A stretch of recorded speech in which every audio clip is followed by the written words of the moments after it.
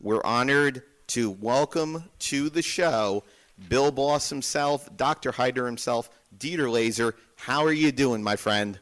I'm doing very fine, but because I'm sitting in Berlin, in the main city of Germany, and it's a far, far distance, and I have to hear you as loud as possible for my German crowd ears. Dieter, is this much better? It's a little bit better. All right. We're getting up there with it. We're doing the best we can with the signal we have. Yeah. How has the reaction to the Human Centipede Part 3 been for you, Dieter, since the release in Los Angeles and now on video on demand? Yeah. So, as you know, the critics are really bad. The critics are so bad that you compare that with my overacting, with my going over the top, so the critics go down, deep, deep under the earth. But what I hear from the fans is overwhelming. They love it.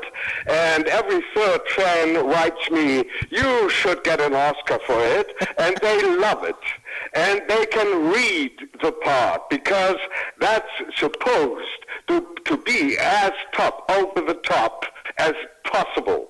And I never ever tried or intended, together with Tom Six, my beloved director, to play, let's say, a realistic part.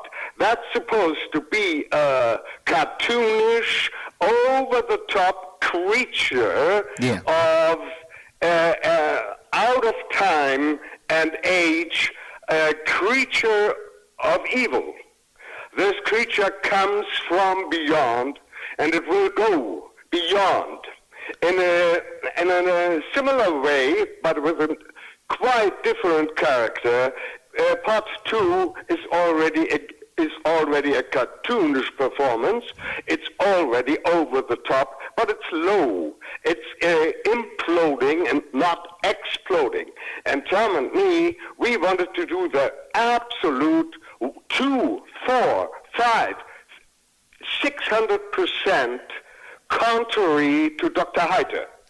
In the outfit, in the movements, in the stupidity, in the cowardness, in the idiotic clown and asshole, in the form of a warden.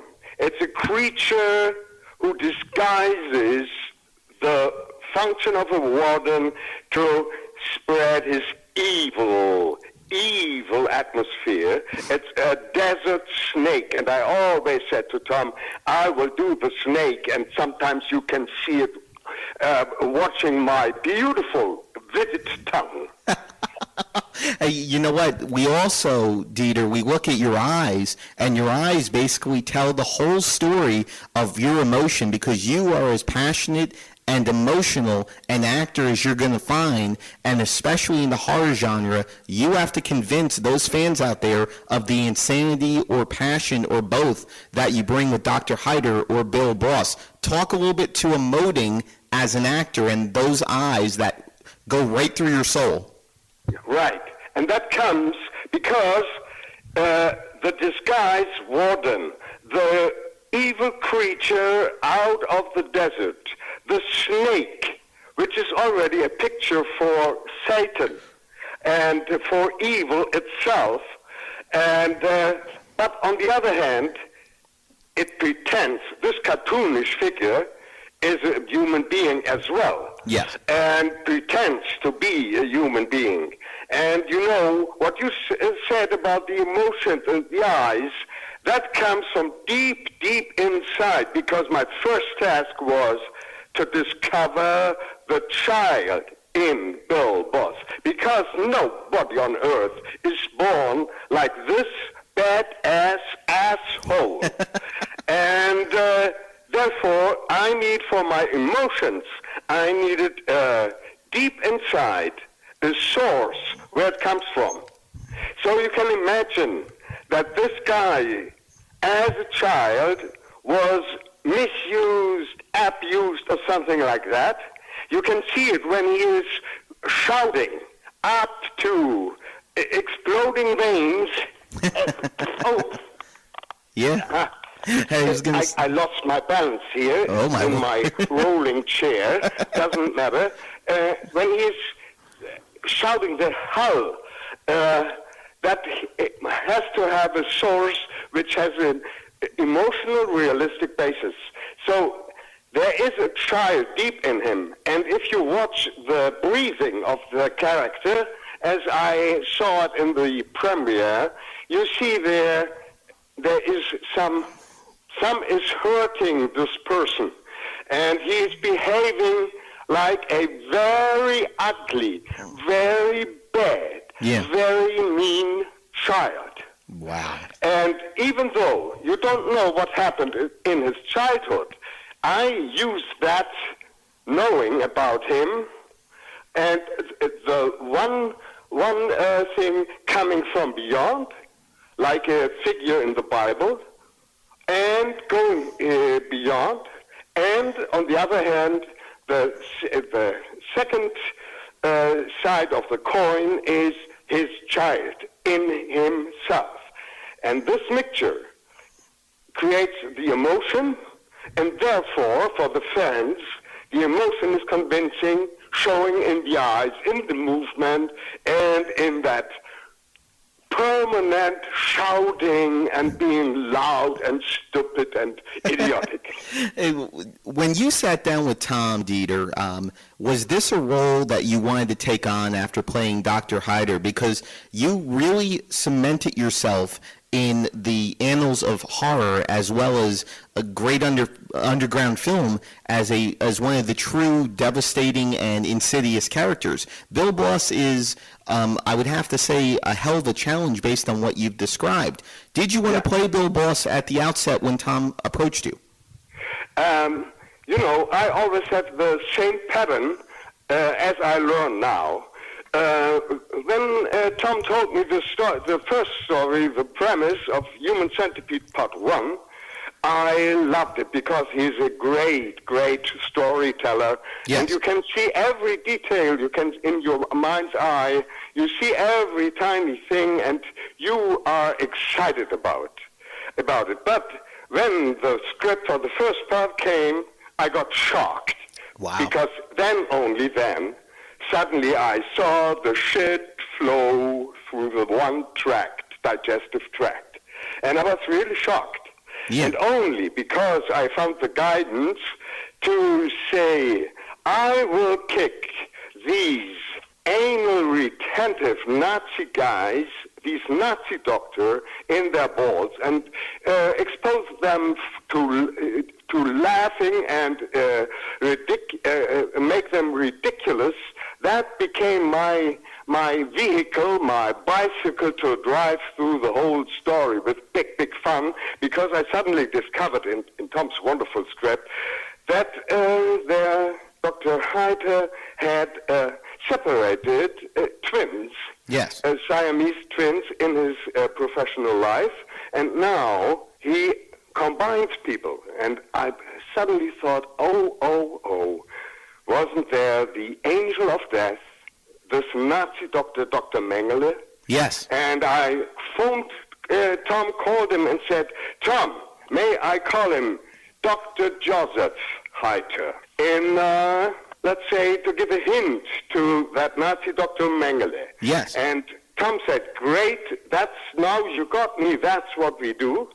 And then the fun started. And the same pattern appeared with Part 3. When Tom told me the story in London in a meeting, I was absolutely fascinating. I went with him out of onto the street and said, I have to play some parts of it already. I got immediately, look, he will walk like this, he will behave like this, and he will sound like this, and so on and so forth. Then the long period of pre-production happened, and finally the script arrived in Berlin at this desk where I'm sitting now. And I got shocked. I thought, oh no, I can't rape a beaten-up woman. Yeah. That's impossible. I have pity on Monday mornings in the supermarket to see the blue eyes of some women. Oh, wow. And I know I can't do that. Second thing, to eat dried clitorises. Yeah. Impossible. So, and I started to take every political incorrectness too serious, and I didn't see the comedy in it, the vitriolic comedy in it. I just went further and further and taken it in a German stubborn way, much too serious, and it escalated that I one day said to Tom, no, I won't do the part. Wow. Thank God. Thank Tom Six. On my knees, he didn't give in. And he didn't give up. Yeah. He didn't give up to try to convince me to open my eyes. And in a first meeting at the airport from Amsterdam in the Sheraton Hotel restaurant, Tom managed it in a 4-hour meeting between 2 flights because I had to be on stage again at night. Managed it to open my eyes, and I said, oh, we do it. We have to do it. And I flew back. And then I swore to myself, I said, you never ever write an email or something like that. You will have only meetings with Tom, and we both will create the character. Yeah. And so we developed a wonderful ritual. We had several wonderful meetings, same table, same day of time, same Sheraton restaurant, and worked on the part. And there was sitting a crazy actor who was playing, I called him later on the Sheraton table dancing. I played for Tom at the same table where we had the first meeting, the whole part, up and down, in different versions, and Tom and I worked every tiny detail, even to the last prop. Everything what we worked on, and everything we had a common, we created a common opinion.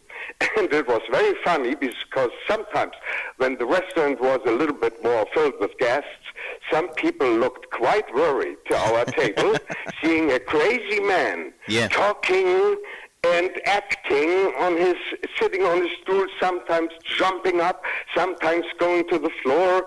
And some people, it happened that people came to the table and asked Tom if they could be of some help. Wow. Because they saw that crazy actor.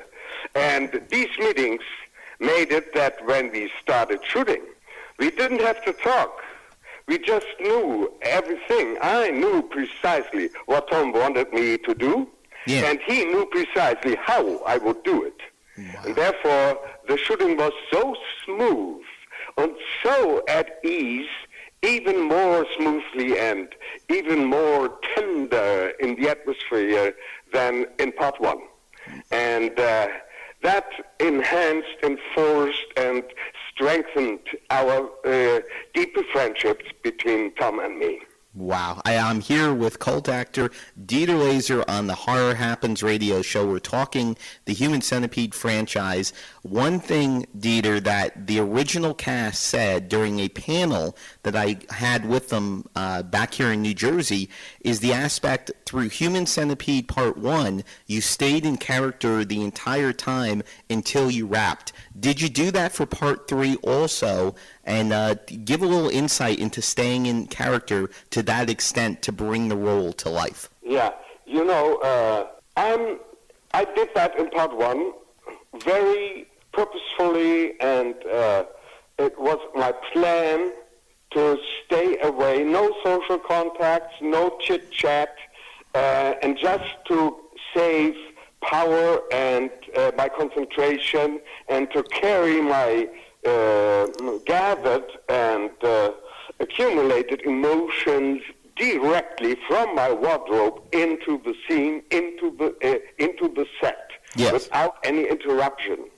And that worked beautifully because the younger actors, the Centipede itself, didn't know me in a private aspect. So that enhanced it was easier for them to be afraid of me and it's easier for me to hate them. Because the main line is, I don't like human beings. And playing a creature who hates human beings, it was easier to do it and to develop that power what you need for these kind of parts. Same thing is with part 3. But there, it wasn't. It was more automatically because, as you saw it in the film, I'm in every scene, so to speak. Therefore, I'm always the whole day working. And my only pauses were sitting close to the camera because that's the most silent place on a set. There are these wonderful technicians, the wonderful cameramen, the focus puller. They are all the light guys. They are all working very concentrated, sweating and working like assholes, really tough, good guys. And to watch them working and to sit in the middle of them, just enjoying to watch them doing their wonderful work and then immediately take position and shoot. And after shooting, sit down near the camera, waiting. Because the walk down to the trailer or down to the wardrobe is much too long because I'm in every scene, nearly in every moment. And therefore I had an automatically, I was staying in character the whole day. But I tell you, J.K., don't talk to me at night after shooting hours. It would kill you. Wow. Because accumulating so much silence and concentration and adrenaline in my system at night, the only person who could endure my crazy talking and talking is my wife, because she knows me and knows he hadn't had any chit-chat, any small talk the whole day, so at night he is exploding. And therefore I always said when we drove home, until I'm in the hotel, I will try not to talk people under the earth. Wow. You know what, Dieter, it's amazing how the women in our lives know so well and know how to handle when we go through some of the biggest struggles as well as some of the greatest celebrations and periods of really amazing creativity. And, you know, you sit there, Dieter, with Lawrence Harvey, part 1, part 2 of the Human Centipede, and I think people were a little surprised but very welcomed when they heard that you two were going to be starring opposite each other.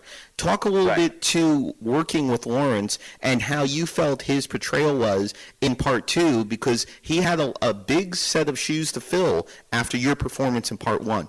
I must tell you, I after I saw that film, since that moment, I loved Lawrence deeply, because he does such a brilliant performance, and he manages in this performance to even, he is as well a creature. Yes. In this time, a creature from the underworld, deep down in the garage.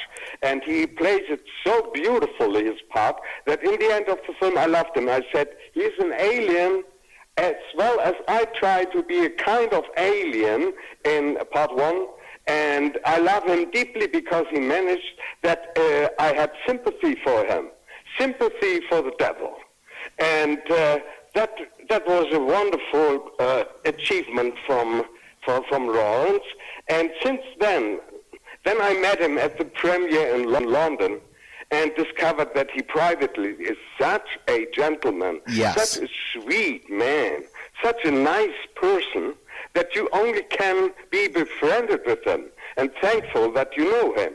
And therefore, in part 3, working together, we respect each other deeply, and sitting together with Lawrence during a stretch of waiting for the next shot is especially nice, because he knows my style to work, I know him, and we just sometimes have a little smile together, a little tiny joke, and we enjoy each other, watching each other doing work. So that's a fantastic relationship and made it even richer to have Sir Tom, Lady Ilona, and Mr. Lawrence R. Harvey. It's funny, Dieter, because we talked with Lawrence R. Harvey earlier in the program as well as Ilona, and they sing your praises about the performance you put in, and just like the fans, they think Bill Boss is a character that really you've never seen anywhere. I stick to the aspect of the producers meets a demented Charlie Chaplin meets somewhere's deep in the dark bowels of horror, and that's where your performance and Lawrence's performance sit. And people, though, and I'm going to say this, a lot of people, Dieter, were kind of taken off that it was a comedy. They weren't ready for that after such extreme content that you and Lawrence brought to there. Knowing it was a comedy and knowing you had so much physical movements in it and facial expressions, how many takes did you do to be able to get that animated and flamboyant persona of Bill Boss down physically? You mean how many takes I needed? Yeah. For a scene, for example? Yeah, exactly. What did Tom look at to have you down so he could get every angle? It's so strange. Tom is the only director, or let's say the most extreme experience with him is that I very often at night can say to my wife, you are talking to the one-clad man. Because it's so well prepared, everything. Everything is discussed with Tom in advance. I know precisely what I will do. So Tom and I just tell the cameraman shortly, very shortly, what we will do in a scene. The cameraman will adapt his light to that and his angles and shots. Wow. And then we try to do the stuff, especially Tom and me, to do this stuff without any rehearsal. I prefer working with Tom just to have an agreement, an arrangement, but only verbal, and then to do it the first time during shooting. And that makes it so vivid and so powerful often, and because I feel at the same time totally relaxed, enjoy, at ease, that very, very often the most complicated shots are achieved with one clap. Wow. That's really astonishing. I never had that extreme, smooth and easygoing before. And it already happened in part one, when the centipede comes to life in part one, and he is crying and dancing and is very excited, Dr. Heiter, to experience the birth of his creature, the human centipede. We did it in one shot. Wow. So very extreme scenes and very different, complicated scenes very often happen in one clap with Tom. And therefore, we gain time, precious shooting time, so when I feel, I could do it better. If my body, my stomach tells me, Dieter, you can do better, then I have no problems to ask Tom. I just have to say to Tom, may I have another one? I feel there's something coming. Yeah. And then he says, immediately he says, absolutely, let's do it again. Wow. And very often, if I have that feeling and we do another one, it really improves, even though both of us wouldn't know if it really would work. But therefore, I talk so much about it because it's such a joy and fun and makes you so humble and thankful to work with him, because the atmosphere is, it's so tender that you only say mornings at 4 o'clock, shaving myself, drinking very strong coffee. I always say in the hotel in the morning, Yeah. Peter, stay humble today, stay humble, because Wow. it's such a gift to work in that atmosphere. Yeah. Wow. You know what, Dieter? I relish you being as humble as you are, because you've got over 60 credits coming into the Human Centipede franchise. You've done theater. You've done all kinds of cinema across our great globe that we live on. You've worked with so many different directors, but Tom Six, as far as I know, and I could be wrong, he's one of the few that you've worked more than once with. Tom Six as a director, from part 1 to part 3, have you seen the growth in him and a maturity that you didn't see with part 1? I tell you, he had from the scratch this overview, this competence, this passion, this fantasy. So I don't see any difference. Wow. Because he just chose another kind of genre and a completely different film, but I already was impressed when he told me the story of part 1 the first time. I jumped up and said, I see the passion in your eye, I see the obsession, and I am impressed by your immense competence. So let's do that. And 5 minutes later, I had a contract with Ilona, this lady Ilona, by handshake. And same happened with part 3. He can tell his vision so fascinating. And after my first shock, it was just smooth, and he never has any doubt. I know, I had a couple of directors in Europe. I think at least I had 3. With every of these 3, I had about 7 films. Wow. Doing 7 films, but never had such a deep connection to the director as to Tom Six with the 2 films. And that's beautiful. It's anyway nice to develop together with the director a working relationship that you don't have to talk anymore so much to create to do your work together, because you understand each other without words. That's beautiful. Yes. And enhances the concentration. Wow. May I ask you, Dieter, because we're coming up on it, your nemesis in the film is Robert Lusardo. He really is the one inmate that really takes you to the limit, and you castrate him, you eat his testicles, you do a lot of crazy shit to Robert Lusardo. What was it like working with him on this? Because he's really a cult actor here in the States, especially on the left coast where you guys filmed. How was it working with him? Oh, that was very interesting, because we very soon, when I saw him on a picture, on a photo, Tom showed me, and I was immediately very impressed by his expression and his looks. And when we met first at the set, I said to Robert, I always try to stay in character, and I heard similar stuff about you. So just to make sure, don't feel offended or feel strange if I even don't look you into the eyes in the morning or don't recognize you, because you are the counterpart. You are the power against Bill Boss, and you are the actor who lets Bill Boss look weak, cowardly, afraid, childish, and everything. Yeah. And he said, I understand completely.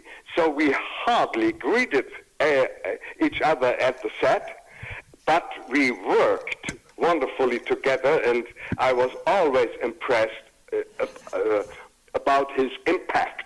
Because if this man, when you see the film, and this man is just jumping, let's say 1.50 meters from the down from the table on his both feet, the timing and the power of that little jump is immense.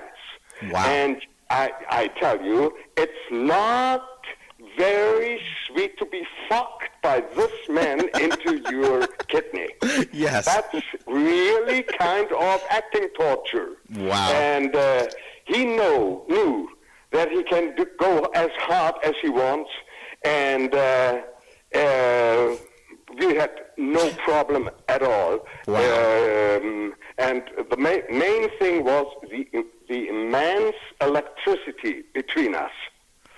Yeah. So I'm impressed by the guy, and we had a good time at doing the premiere because if I like people and they're acting, I speak it out immediately, and I congratulated him immediately after the premiere and told him how impressed I was. Wow. Hey, you know what? You bring up the kidney fucking that he does in the film, but also you have Brie Olson, and one of the things I picked up that I love again about your facial expressions, Dieter, is the aspect of when you're trying to get pleasure. And Brie Olson, the blowjob scene in the film is very funny with the way that you handle it. Talk a little bit about working with Brie Olson, another person in adult and cult cinema that really is establishing herself, and she's really going out there and creating a legacy. Talk a little bit about working with her. Yeah, I love to work with her because she is a very good actress. She's very professional, and she's a soldier. And shooting with women is sometimes difficult because they're so delicate, and they don't like this and they don't like that or something like that. And you always, as a gentleman, you always have to watch out. With Brie, it's wonderful to work because she is kind of an acting soldier. You only have to make a short professional agreement together and say, for example, Brie, I would like to touch your forehead and to push you back into the office. Yeah. And as an echo, I will do it twice in the film if you agree and if you like it. And then the answer is from Brie, yes, why not? Of course, let's try it. Then we do one short rehearsal, and I say, because these things you have to rehearsal because you don't want to hurt people. Sure. And we do one rehearsal, then I say, in the other scene, I will do it again because it's always beautiful to have things twice in the film. Then the audience knows that this is just not happening. It's calculated and it's by purpose. So, and then we shoot that, and no problem at all, and we do it in one clap. Wow. Nothing else. And therefore it was very, very, let's say, was a very good feeling to shoot with her because she's so professional and she has a sparkling humor. And sometimes I switched my character off just to have the little relaxation to chat with her, because I like to chat with her because she has a really good humor. But only that was mostly during lunchtime when I saw her coming from out of the bathroom, brushing her teeth after having lunch, and in these little moments we joked and had some fun together. Wow. Hey, let's close it out with this. Dieter Laser, I look forward to the next conversation with you when the DVD hits. If you have time, my friend, I would love to talk with you more about the film. But my question to you is, to close it out, the legacy of the Human Centipede is one of originality. It's one of body horror. It's one of shock content, but it's also one of a very quality film franchise that goes above and beyond the horror moniker. Where does Part 1 and Part 3 sit in your illustrious career as an actor over the years? Yeah, I understand. No problem. You know, if I love the director, what is the case? Is if I love the script, and if I love the part and the partners, it's always the last full film which counts most for me, because I never look back, I never regret, and doing work I don't look left or right, just doing my and Tom's thing. And therefore, the last work is if the conditions are so beautiful like they were, then this thing is the peak, and the next part will be again the center of the world, but this time now part 3 is the center of the world, and the brother of part 3 is part 1. Yeah, okay. And I'm looking forward to do the next work with Tom as soon as possible. Wow. Hey, Dieter, where in your 60 credits of acting in theater does the Human Centipede sit? It sits on the best movies and best experiences I had. Wow. Which are totally different, you know. It was a great honor to work with Glenn Close. It was a deep honor to work with Burt Lancaster and Julie Christie. But that were European culture, full of European culture movies. You can't compare that with the two Centipede films. But I appreciate, and I'm very thankful, that after so many years, I'm in horror films because, look at my tender age, I only have 2 possibilities. I can run around in films, in European or whatever films, with a candy bar in my right hand and talking sweet to my grandchildren. Oh, That's wow. one possibility as an actor of Yeah. my tender age. Or the other possibility is to still be married to a gun, still be connected to evil. And in this case, evil, it's ageless, it's timeless.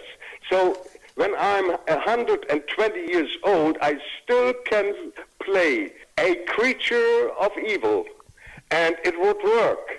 So and it's much more interesting, and it bears much more philosophical possibilities to play the evil parts.